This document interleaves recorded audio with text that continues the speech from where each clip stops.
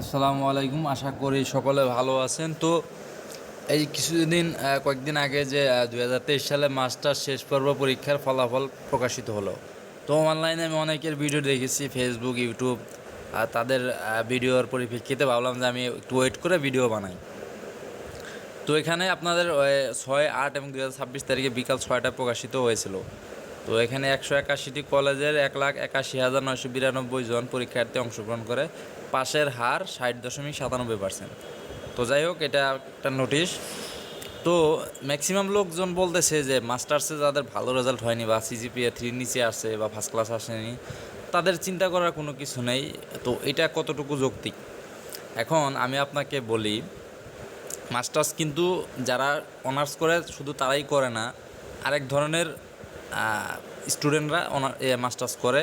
Degree pass করার পরে preliminary 1 বছর করার পরে তারা মাস্টার্স শেষ পর্বে ভর্তি হয়, এবং মাস্টার্স কিন্তু তাদের জন্য খুবই জরুরি। অনার্স যারা করছে তাদের জন্য মাস্টার্স কিছু যায় আসে না। আর কী জন্য? কারণ নবম দশম গ্রেডের 9 গ্রেডের অনেক চাকরিতে মাস্টার্স ছাড়া অ্যালাউ করা হয় না বা অনার্স ছাড়া অ্যালাউ করা হয় না।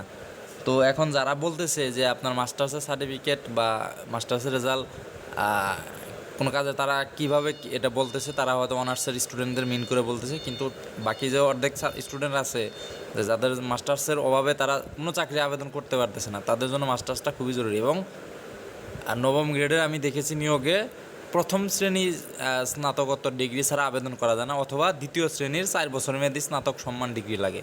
তো তাদের জন্য কতটুকু হতাশাজনক যে তারা এত বছর লেখাপড়া করার পরে তারা একটা চাকরিতে আবেদন করতে পারতেছে না।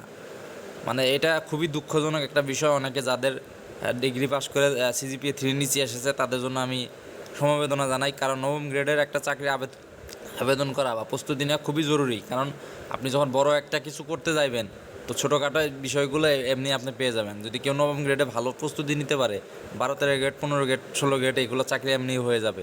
তো সেই ক্ষেত্রে আমাদের উদ্দেশ্য থাকতে হবে বড় কিছু। এখন যদি আপনি নবম গ্রেডে আবেদনই না করতে পারেন, তাহলে তো আপনি প্রিপারেশন নেবেন না। তো যাদের স্নাতকোত্তর বা মাস্টার্সে এবার সিজিপিএ 3 নিচে এসেছে বা ডিগ্রি পাস করে যারা করেছেন, তাদের কি বলবো, কিছু করার নেই।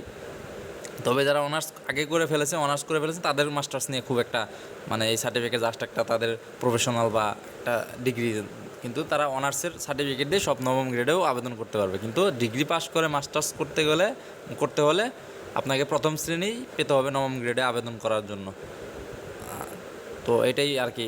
যারা ভিডিও বানিয়েছে তারা কিভাবে মিন করে ভিডিও বানায় আমি বুঝি না। সকলকে নিয়েই ভিডিও বানাতে হবে, শুধু এক শ্রেণীর স্টুডেন্টকে নিয়ে ভিডিও বানালে তো হবে না। তো যারা ডিগ্রি পাস করে মাস্টার্স করতেছে বা ভবিষ্যতে করবে, তাদের জন্য মাস্টার্সের প্রথম শ্রেণী পাওয়াটা খুবই গুরুত্বপূর্ণ, কারণ তারা সরকারি বেসরকারি কোনো চাকরিতে আবেদনই করতে পারবে না। তো এইটুকুই বলার আর কি। যারা আমার ভিডিও দেখবে বা পরবর্তীতে স্টুডেন্টরা যারা দেখতেছে, যতই করেন আপনার ডিগ্রি পাস করে মাস্টার্স করলে প্রথম শ্রেণী মাস্ট থাকা লাগবে, যদি আপনি অনার্সের সমমান হতে চান বা অনার্সের মতো চাকরিতে আবেদন করতে চান।